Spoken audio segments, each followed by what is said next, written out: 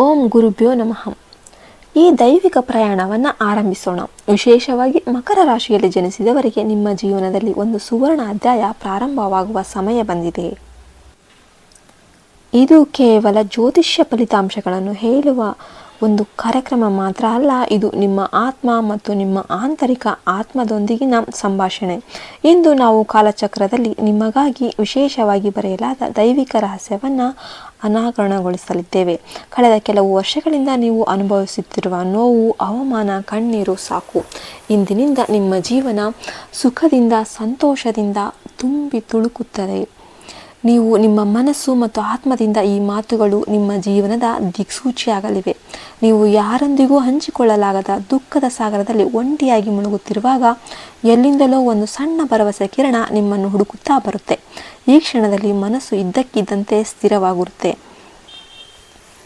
ನೀವು ಮನಸ್ಸು ಕೊಟ್ಟು ಕೇಳಿಕೊಳ್ಳಿ. ಈ ಎಲ್ಲ ಪ್ರಶ್ನೆಗಳಿಗೆ ಉತ್ತರಗಳನ್ನು ಕಂಡುಕೊಳ್ಳುವ ಸಮಯ ಬಂದಿದೆ. ನಿಮ್ಮನ್ನು ಒಂದು ದೈವಿಕ ಶಕ್ತಿ ಹಿಂಬಾಲಿಸ್ತಾ ಇದೆ. ಅದು ನಿಮ್ಮೊಂದಿಗೆ ನಡೀತಾ ಇದೆ. ನೀವು ಕರೆದೇ ಇದ್ರೂ ಕೂಡ ಆ ದೈವಿಕ ಶಕ್ತಿ ನಿಮ್ಮ ಮನೆ ಬಾಗಿಲನ್ನು ತಟ್ತಾ ಇದೆ.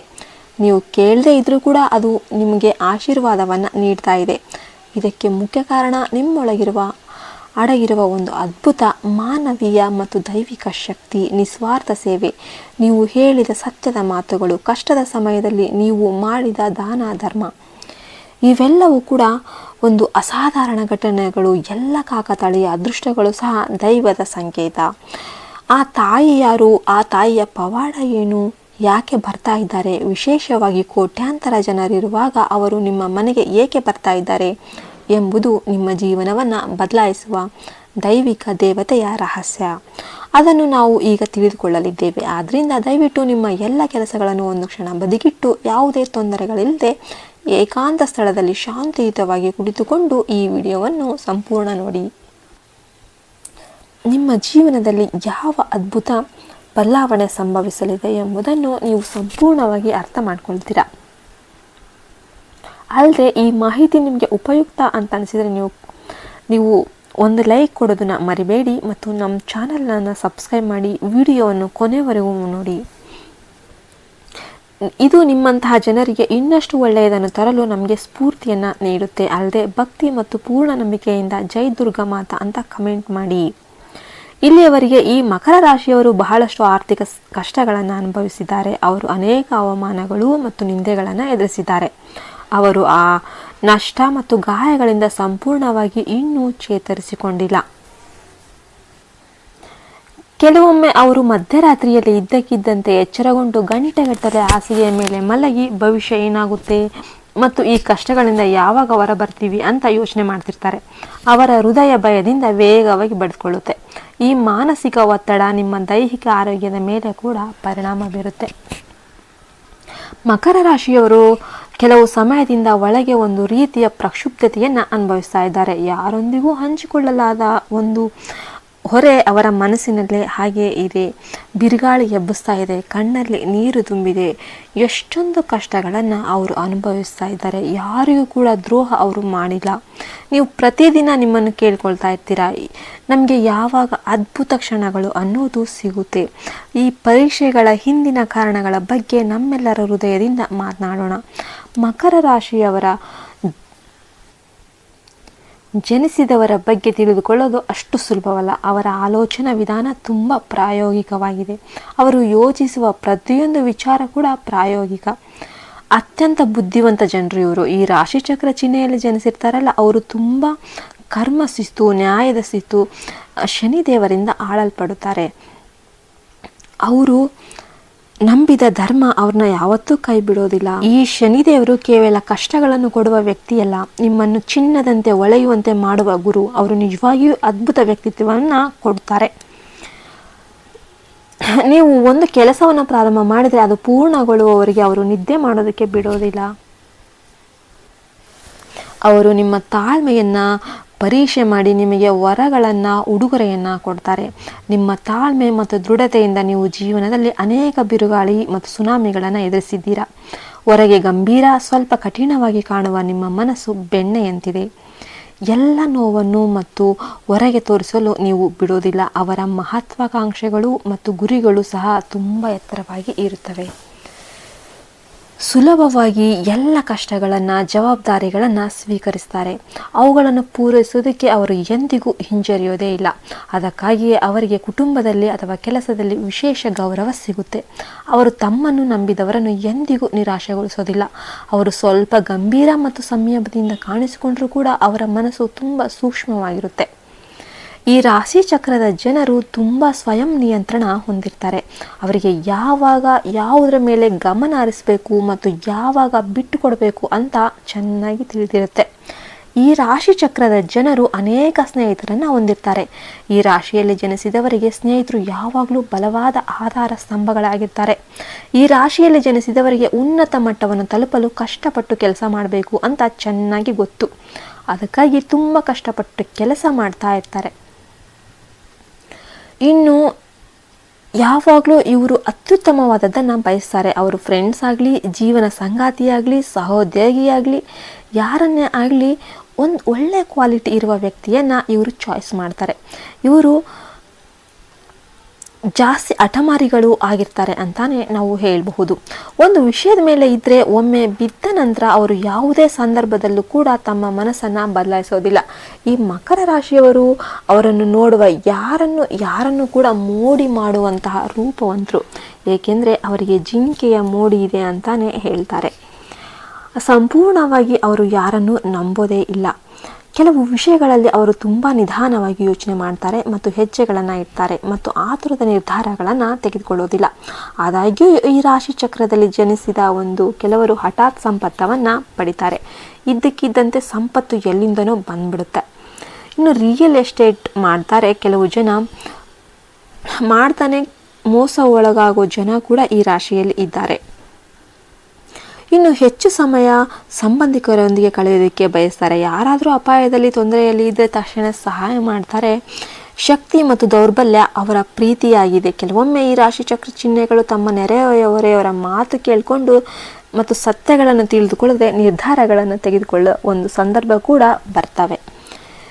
ಇವರು ಒಂದ್ಸಲ ಏನೋ ತಪ್ಪು ತಿಳ್ಕೊಂಡ್ರು ಅಂದರೆ ಮತ್ತೆ ಆ ತಪ್ಪುಗಳನ್ನು ಒಪ್ಪಿಕೊಳ್ಳೋದಕ್ಕೆ ಹಿಂಜರಿಯೋದಿಲ್ಲ. ಅವರು ಎಲ್ಲರನ್ನೂ ಒಂದೇ ಭಾವದಿಂದ ನೋಡ್ತಾರೆ. ಒಬ್ಬ ವ್ಯಕ್ತಿಯನ್ನು ಕೀಳಾಗಿ ನೋಡುವ ಮತ್ತು ಇನ್ನೊಬ್ಬರನ್ನು ಕೀಳಾಗಿ ಕಾಣುವ ಗುಣ ಈ ರಾಶಿ ಜನರಲ್ಲಿ ಯಾವತ್ತೂ ಕಾಣಿಸೋದೇ ಇಲ್ಲ. ಈ ರಾಶಿಯಲ್ಲಿ ಜನಿಸಿದ ಜನರು ತಮ್ಮನ್ನು ದ್ವೇಷಿಸುವವರನ್ನು ಸಹ ಅವರು ಪ್ರೀತಿಸುವವರಿಗೆ ಸಮಾನವಾಗಿ ನಡೆಸಿಕೊಳ್ತಾರೆ. ಅಂತಹ ಸಂದರ್ಭಗಳಲ್ಲಿ ವೈಯಕ್ತಿಕ ಪ್ರಯೋಜನಗಳು ಸಹ ಕಾರ್ಯರೂಪಕ್ಕೆ ಬರುತ್ತೆ. ಅವರು ಯಾರಿಗೂ ನೋಯಿಸೋದೇ ಇಲ್ಲ. ಅವರು ನೈತಿಕ ಜವಾಬ್ದಾರಿಗಳಿಗೆ ಹೆಚ್ಚಿನ ಪ್ರಾಮುಖ್ಯತೆಯನ್ನು ನೀಡ್ತಾರೆ. ಯಾವುದೇ ಸಂದರ್ಭದಲ್ಲಿ ಕೂಡ ಅವರು ತಮ್ಮ ಹೆತ್ತವರ ಕೈಗಳನ್ನು ಬಿಡೋದೇ ಇಲ್ಲ. ಅವರು ನಂಬಿದವರಿಗೆ ಯಾವಾಗಲೂ ಯಾರಿಗೂ ಕೈ ಬಿಡೋದಿಲ್ಲ. ಬಾಲ್ಯದಿಂದಲೂ ಅವರು ಏನನ್ನಾದರೂ ಸಾಧಿಸಲು ಶ್ರಮ ಪಡ್ತಾನೆ ಇರ್ತಾರೆ. ಅವರು ಸ್ವಲ್ಪ ಹಿನ್ನಡೆಯನ್ನು ಕೂಡ ಸಾಧಿಸ್ತಾರೆ. ಆದರೆ ಮಧ್ಯ ವಯಸ್ಸಿನಿಂದ ಮಾಡುವ ಎಲ್ಲದರಲ್ಲೂ ಕೂಡ ಯಶಸ್ಸು ಅನ್ನೋದು ಇವರಿಗೆ ಸಿಗುತ್ತೆ. ಆ ಎಲ್ಲ ಪರಿಶ್ರಮಕ್ಕೂ ಇವರಿಗೆ ತಕ್ಕ ಪ್ರತಿಫಲ ಅನ್ನೋದು ಸಿಗುತ್ತೆ. ತಮ್ಮ ಆಯ್ಕೆ ಮಾಡಿದ ಕ್ಷೇತ್ರದಲ್ಲಿ ಪರಿಣಿತರಾಗಿ ಸುತ್ತಲಿನವರಿಗೆ ಸಮಾನವಾಗಿ ನಿಂತುಕೊಳ್ಳುವ ಒಂದು ಶಕ್ತಿ ಇವರಲ್ಲಿ ಖಂಡಿತ ಇದೆ. ಧರ್ಮ ಮತ್ತು ವರ್ಗದ ನಡುವೆ ಯಾವುದೇ ವ್ಯತ್ಯಾಸ ಇರೋದಿಲ್ಲ. ಅವರು ಇವುಗಳನ್ನೆಲ್ಲ ಮೀರಿ ಬದುಕ್ತಾರೆ. ಈ ರಾಶಿ ಚಕ್ರ ಚಿಹ್ನೆಯಲ್ಲಿ ಜನಿಸಿದವರು ತಮ್ಮ ಸಂಗಾತಿಯಿಂದ ಅದೃಷ್ಟವನ್ನು ಪಡಿತಾರೆ. ಇವರು ಮಹಾನ್ ವ್ಯಕ್ತಿತ್ವ ಮತ್ತು ಉನ್ನತ ಆಕಾಂಕ್ಷೆಯೊಂದಿಗೆ ಕಳೆದ 7.5 ವರ್ಷಗಳಲ್ಲಿ 1ನೇ ದಿನದಂದು ಶನಿಯ ಪ್ರಭಾವದಿಂದ ನೀವು ಅನುಭವಿಸಿದ ನೋವು ವರ್ಣನಾತೀತ. ಅದನ್ನು ನರಕ ಅಂತಾನೆ ಹೇಳ್ಬಹುದು. ಅಷ್ಟು ಕಷ್ಟಗಳನ್ನು ಇವರು ಅನುಭವಿಸಿದ್ದಾರೆ. ಇವರ ಒಂದು ಪ್ರಾಮಾಣಿಕತೆಗೆಂದು ದೌರ್ಬಲ್ಯ ಅಂತ ಅಂದ್ಕೊಂಡು ಕೆಲವು ಜನ ಇವರಿಗೆ ಗಹಗಹಿಸಿ ನಗ್ತಾ ಅವಮಾನವನ್ನು ಮಾಡೋದಕ್ಕೆ ಪ್ರಯತ್ನ ಮಾಡ್ತಾ ಇರ್ತಾರೆ. ನೀವು ನಿಜವಾದ ಕಹಿ ಅನುಭವವನ್ನು ಕೂಡ ಅನುಭವಿಸಿದ್ದೀರಾ.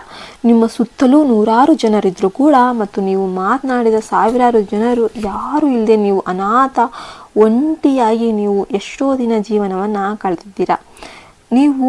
ಇದರಿಂದಾಗಿ ನೀವು ಮೌನವಾಗಿ ಅಳುವ ಅನೇಕ ಕ್ಷಣಗಳು ಕೂಡ ಇವೆ. ಈ ಮಕರ ರಾಶಿಯವರು ಹೊರಗೆ ಎಲ್ಲವೂ ಸರಿಯಾಗಿದೆ ಎಂಬಂತೆ ನಗುತ್ತಾ ಇರ್ತಾರೆ. ಆದರೆ ಒಳಗೆ ಯಾವುದೋ ಒಂದು ಜ್ವಾಲಾಮುಖಿ ಸ್ಫೋಟಗೊಳ್ತಾ ಇರುತ್ತೆ. ಎಲ್ಲಿಗೆ ಹೋಗಬೇಕೆಂಬ ಒಂದು ಗೊಂದಲ, ಯಾರನ್ನೂ ನಂಬಬಾರದು ಅಂತ ನಿರಂತರವಾಗಿ ಪದಗಳಲ್ಲಿ ವ್ಯಕ್ತಪಡಿಸಲಾಗದ ಮಾನಸಿಕ ಘರ್ಷಣೆಯನ್ನು ಇವರು ಅನುಭವಿಸ್ತಾ ಇರ್ತಾರೆ.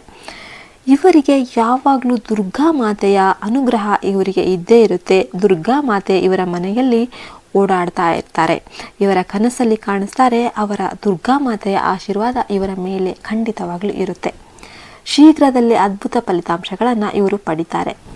ಇನ್ನು ಇವರ ಗ್ರಹಗಳ ಸ್ಥಾನಗಳು ಬದಲಾಗ್ತಾ ಇರ್ತವೆ. ನೀವು ಮಾಡಿದ ಯಾವುದೇ ಒಂದು ಒಳ್ಳೆಯ ಕಾರ್ಯ ಕೂಡ ನಿಮಗೆ ಉತ್ತಮ ಫಲಿತಾಂಶವಾಗಿ ಬಡ್ಡಿ ಸಮೇತ ನಿಮಗೆ ಹಿಂದಿರುಗುತ್ತೆ. ನೀವು ನಿಮ್ಮ ನಂಬಿಕೆಯನ್ನು ಬಲಪಡಿಸೋದಕ್ಕೆ ದೇವತೆ ಇಂದು ನಿಮ್ಮ ಮನೆಗೆ ಬರ್ತಾರೆ. ಈ ದೇವತೆ ಕೆಲವೊಮ್ಮೆ ತಡವಾಗಿ ಬರಬಹುದು, ಆದರೆ ಅವರು ಬಂದಾಗ ಅವರು ಯಾವತ್ತೂ ಖಾಲಿಯಾಗೋದಿಲ್ಲ. ಇದು ನೀವು ಶ್ರೀಮಂತರಾಗ್ತೀರಾ. ಇದು ಬಂಡೆಗಳಿಗೆ ಜೀವ ತುಂಬುವಂತಹ ಒಂದು ಅದ್ಭುತವಾದ ಕೆಲಸವನ್ನು ಮಾಡುತ್ತೆ. ಆ ದುರ್ಗಾ ಮಾತೆ ಈ ಮಕರ ರಾಶಿಯವರ ಮನೆಯಲ್ಲಿ ಯಾವಾಗಲೂ ಇರ್ತಾರೆ. ಆದರೆ ನಿಮ್ಮ ಸಮಸ್ಯೆಗಳ ಒತ್ತಡದಲ್ಲಿ ಮತ್ತು ನಿಮ್ಮ ಗೊಂದಲದಲ್ಲಿ ನೀವು ಅವರ ಉಪಸ್ಥಿತಿಯನ್ನು ಗುರುತಿಸೋದಿಲ್ಲ. ನೀವು ಗಮನಿಸಿದ್ದೇ ಆದರೆ ಕಳೆದ ಕೆಲವು ವರ್ಷಗಳಲ್ಲಿ ನಿಮ್ಮ ಮನೆಯಲ್ಲಿ ನಿಮಗೆ ಸಂಭವಿಸಿದ ಯಾವುದೇ ಅಪಘಾತಗಳು ಸ್ವಲ್ಪ ಮಟ್ಟಿಗೆ ತಪ್ಪಿ ಹೋಗ್ತಾ ಇರ್ತವೆ. ಅದಕ್ಕೆ ಕಾರಣ ನಿಮ್ಮ ಅದೃಷ್ಟವಲ್ಲ, ಆ ದುರ್ಗಾ ಮಾತೆಯ ಕೃಪೆ. ನಿಮಗೆ ಆ ಕರುಣೆ ಇದೆ, ಏಕೆಂದರೆ ಆ ದೇವತೆ ನಿಮ್ಮನ್ನು ರಕ್ಷಿಸ್ತಾ ಇದ್ದಾರೆ. ನೀವು ಕೂದಲೆಳೆ ಅಂತರದಲ್ಲೇ ತಪ್ಪಿಸಿಕೊಳ್ತಾ ಇದ್ದೀರಾ. ದೊಡ್ಡ ಅಪಾಯಗಳಿಂದಲೂ ನೀವು ಸಣ್ಣ ಹೊಡೆತಗಳಿಂದ ಸುರಕ್ಷಿತವಾಗಿ ಹೊರ ಬರ್ತಾ ಇದ್ದೀರಾ. ಇದೆಲ್ಲವೂ ಕೂಡ ಆ ತಾಯಿಯ ಕರುಣೆ, ಆ ತಾಯಿಯ ಆಶೀರ್ವಾದ ಅಂತಲೇ ಹೇಳಬಹುದು. ಅಪಾರ ತಾಳ್ಮೆ, ನಿಮಗೆ ಅಡಗಿರುವ ಮಾನವೀಯತೆ, ನಿಮ್ಮ ಪ್ರಾಮಾಣಿಕತೆಯ ಕಷ್ಟದ ಸಮಯದಲ್ಲೂ ನೀವು ಬಿಟ್ಟುಕೊಡದ ನಿಮ್ಮ ಸದಾಚಾರವನ್ನು ಮೆಚ್ಚಿಕೊಂಡು ತಾಯಿ ನಿಮ್ಮ ಕಣ್ಣೀರು ಒರೆಸೋದಕ್ಕೆ ನಿಮ್ಮ ಮನೆಗೆ ಬರ್ತಾ ಇದ್ದಾರೆ. ಪ್ರತಿಯೊಬ್ಬ ತಾಯಿಯೂ ತನ್ನ ಮಗುವಿನ ಒಂದು ನೋವನ್ನು ಬೇರೆಯವರಿಂದ ಮೊದಲು ಗಮನಿಸ್ತಾರೆ. ಅದೇ ತಾಯಿ, ಈ ಸೃಷ್ಟಿಯ ತಾಯಿ ಅದನ್ನು ಮಾಡ್ತಾ ಇದ್ದಾರೆ. ನಾವು ನಿಶ್ಶಬ್ದವಾಗಿ ಶಾಂತಿಯಾಗಿ ಹೋರಾಡ್ತಾ ಇರುವಾಗ ಆ ಹೋರಾಟದ ತೀವ್ರತೆಯನ್ನು ಅರಿತು ಅವರು ನಮ್ಮೊಳಗೆ ಪ್ರವೇಶ ಮಾಡ್ತಾ ಇದ್ದಾರೆ. ಮಕರ ರಾಶಿ ಅಂದರೆ ಸಾಮಾನ್ಯ ರಾಶಿಯಲ್ಲ, ಅದು ಕತ್ತಲೆಯಲ್ಲೂ ಬೆಳಕನ್ನು ಕಾಯುವ ಒಂದು ಅದೃಷ್ಟವಂತ, ಧೈರ್ಯವಂತ ರಾಶಿ. ಪ್ರತಿಯೊಂದು ಕಲ್ಪನೆ ಕೂಡ ಸಾರ್ಥಕವಾಗುತ್ತೆ. ಮಾತಿನಲ್ಲಿ ಶಕ್ತಿ ಉಂಟಾಗುತ್ತೆ. ಕನಸುಗಳು ಒಂದೊಂದಾಗಿ ನಿಜ ಆಗ್ತಾ ಹೋಗುತ್ತೆ. ನಿಮ್ಮ ಮನೆಯವರಲ್ಲಿ ಪ್ರೀತಿ ಮತ್ತು ಶಾಂತಿ ವೃದ್ಧಿಯಾಗುತ್ತೆ. ಇವೆಲ್ಲವೂ ಕೂಡ ತಾಯಿಯ ಆಶೀರ್ವಾದದ ಒಂದು ಸಂಕೇತ ಅಂತಾನೆ ಹೇಳ್ಬಹುದು. ಪ್ರತಿಯೊಂದು ಕಣ್ಣೀರು ಈಗ ಬೆಳಕಿನ ರೂಪದಲ್ಲಿ ನಿಮಗೆ ತಿರುಗಿ ಬರುತ್ತೆ. ಇನ್ನು ಯಾರ್ಯಾರು ಮಕ್ಕಳು ಇಲ್ಲೋ ಅವರಿಗೆಲ್ಲ ಮಕ್ಕಳಾಗುತ್ತೆ. ಮದುವೆ ಆಗಲಿದ್ದವರಿಗೆ ಮದುವೆ ಆಗುತ್ತೆ. ಕಾರಣವಿಲ್ಲದೆ ಹರ್ಷದಿಂದ ನೀವು ನಗ್ತೀರಾ. ಇವೆಲ್ಲವೂ ಕೂಡ ಆ ತಾಯಿಯ ಒಂದು ಆಗಮನದ ಗುರುತುಗಳು. ಅವರು ನಿಮ್ಮನ್ನು ಆಶೀರ್ವಾದ ಮಾಡ್ತಾರೆ, ನಿಮ್ಮನ್ನು ಒಳ್ಳೆಯ ದೃಷ್ಟಿಯಿಂದ ನೋಡ್ತಾರೆ. ಲಕ್ಷ್ಮೀ ದೇವಿಯ ವಾಸದ ಲಕ್ಷಣ ಅಂತಾನೆ ಹೇಳ್ಬೋದು. ಲಕ್ಷ್ಮೀ ದೇವಿ, ಸರಸ್ವತಿ ಎಲ್ಲರೂ ಕೂಡ ಒಟ್ಟಿಗೆ ನಿಮ್ಮ ಮನೆಯಲ್ಲಿ ಬಂದು ಕೂತು ನಿಮಗೆ ಆಶೀರ್ವಾದವನ್ನು ಮಾಡ್ತಾರೆ. ಜೀವನ ಸಂಪೂರ್ಣ ಬದಲಾಗುತ್ತೆ. ಗೃಹ ಕಲಹಗಳು ಮಾಯವಾಗುತ್ತೆ. ಆರೋಗ್ಯ ಸಮಸ್ಯೆಗಳು ದೂರ ಆಗುತ್ತೆ. ಮನಸ್ಸು ಶಾಂತವಾಗುತ್ತೆ. ನಿಮ್ಮ ಪ್ರತಿಭೆ ಬೆಳಕಿಗೆ ಬರುತ್ತೆ. ಮನೆಯ ವಾತಾವರಣ ಆನಂದಭರಿತವಾಗಿರುತ್ತೆ. ಮುಖದಲ್ಲಿ ಹೊಸ ಕಾಂತಿ ಮೂಡುತ್ತೆ. ಜನರು ನಿಮ್ಮ ಬದಲಾವಣೆ ನೋಡಿ ಆಶ್ಚರ್ಯಪಡ್ತಾರೆ. ದೇವಿಯ ಆಶೀರ್ವಾದದಿಂದ ಜಗಳಗಳು ನಿವಾರಣೆಯಾಗುತ್ತೆ. ಕುಟುಂಬದಲ್ಲಿ ಒಗ್ಗಟ್ಟು ಮೂಡುತ್ತೆ. ಹಣಕಾಸಿನಲ್ಲಿ ಅದ್ಭುತ ಬದಲಾವಣೆಗಳು ಸಂಭವಿಸುತ್ತೆ. ಹೊಸ ಉದ್ಯೋಗ ಅಥವಾ ವ್ಯವಹಾರ ಅವಕಾಶ ಎಲ್ಲವೂ ಬರುತ್ತೆ. ಈ ದೇವಿ ನಿಮ್ಮ ಮನೆಯಲ್ಲಿ ಶಾಶ್ವತವಾಗಿ ವಾಸಿಸ್ತಾರೆ. ಅವರು ಪಾಪಗಳನ್ನು ಕ್ಷಮಿಸುವ ದಯಾವಂತರು, ಕಣ್ಣೀರು ಒರೆಸುವ ಕರುಣಾಮಯಿ. ಆ ತಾಯಿಯ ಆಶೀರ್ವಾದ ಉಳಿಸಿಕೊಳ್ಳೋದು ನಿಮ್ಮ ಕೈಯಲ್ಲೇ ಇದೆ. ಅದಕ್ಕಾಗಿ ಪ್ರತಿದಿನ ಅವರ ಆರಾಧನೆ ಮಾಡಿ. ಪೂಜಾ ಸ್ಥಳವನ್ನು ಅರಿಶಿನ ನೀರಿನಿಂದ ಸ್ವಚ್ಛಗೊಳಿಸಿ ದೇವಿಯ ಪ್ರತಿಮೆಯನ್ನು ಅಲಂಕರಿಸಿ ಹೂಗಳು, ನೈವೇದ್ಯ, ದೀಪಾರಾಧನೆ ಮಾಡಿ. ಬೆಳ್ಳಿ ನಾಣ್ಯ ಇಟ್ಟು ಶ್ರೀ ಮಾತೆ ನಮಃ ಅಂತ 108 ಬಾರಿ ಕುಂಕುಮಾರ್ಚನೆ ಮಾಡಿ. ಶುಕ್ರವಾರ ಹೀಗೆ ಮಾಡಿ, ಮಂಗಳವಾರ ಹೀಗೆ ಮಾಡಿ. ಆ ನಾಣ್ಯವನ್ನು ನಿಮ್ಮ ಪರ್ಸ್ನಲ್ಲಿ, ಕಪಾಟಿನಲ್ಲಿ ಇಡಿ. ಹೀಗೆ ಮಾಡೋದರಿಂದ ಆ ತಾಯಿ ನಿಮ್ಮನ್ನು ಬಿಟ್ಟು ಎಲ್ಲಿಗೂ ಹೋಗೋದಿಲ್ಲ. ಪ್ರತಿ ಶುಕ್ರವಾರ ಉಪವಾಸ ಮಾಡಿ ದುರ್ಗಾದೇವಿಗೆ ದಾಸವಾಳ ಹೂವು ಅರ್ಪಿಸಿ ಹಸುವಿನ ತುಪ್ಪದ ದೀಪ ಹಚ್ಚಿ ನೈವೇದ್ಯ ಸಮರ್ಪಣೆ ಮಾಡಿ. ನಿಮ್ಮ ಕಷ್ಟ ಮತ್ತು ಆಸೆಗಳನ್ನು ಆ ತಾಯಿಗೆ ಹೇಳಿ. ಅವರು ಖಂಡಿತವಾಗಿ ನಿಮಗೆ ಎಲ್ಲವುದನ್ನು ಮಾಡ್ತಾರೆ.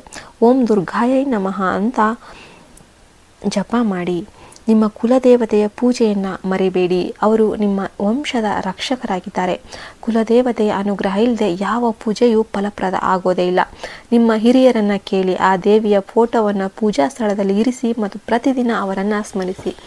ದುರ್ಗಾದೇವಿ ಮತ್ತು ಕುಲದೇವತೆ ಇಬ್ಬರೂ ನಿಮ್ಮೊಂದಿಗೆ ಇದ್ದರೆ ನಿಮಗೆ ವಿರೋಧವಾಗಿ ಯಾರೂ ನಿಲ್ಲೋದಕ್ಕೆ ಸಾಧ್ಯನೇ ಇಲ್ಲ. ನಿಮ್ಮಷ್ಟು ಎತ್ತರಕ್ಕೆ ಈ ಪ್ರಪಂಚದಲ್ಲಿ ಯಾರೂ ಬೆಳೆಯೋದಕ್ಕೆ ನಿಮ್ಮಷ್ಟು ಎತ್ತರಕ್ಕೆ ಯಾರೂ ಬೆಳೆಯಲು ಸಾಧ್ಯವೇ ಇಲ್ಲ ಅಂತ ಹೇಳ್ತಾ ಈ ವಿಡಿಯೋನ ಮುಗಿಸ್ತಾ ಇದ್ದೇವೆ. ಜೈ ಹಿಂದ್, ಜೈ ಭಾರತ್ ಮಾತೆ. ಓಂ ಶ್ರೀ ದುರ್ಗಾಯ ನಮಃ.